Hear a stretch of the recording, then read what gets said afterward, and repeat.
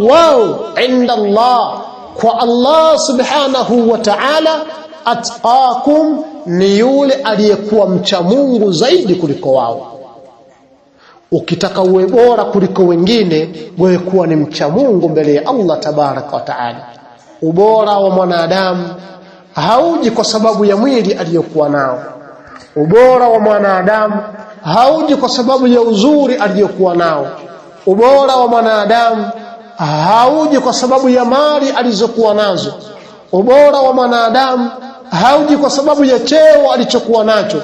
Ubora wa mwanadamu hauji kwa sababu ya familia na ile koo aliyokuwa nayo, wala kwa watoto aliyokuwa nao. Ubora wa mwanadamu mbele ya Allah, atqakum, ni yule mcha Mungu zaidi kuliko wote.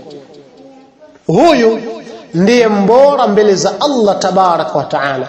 Kwa ukitafuta ubora mbele ya Mola wako Allah, wewe kuwa mcha Mungu zaidi, unafanya ibada, unamwabudu Allah subhanahu wa ta'ala. Inna Allah alimun, hakika ya Allah ni mjuzi, khabirun, khibra, mwenye khibra Allah subhanahu wa ta'ala.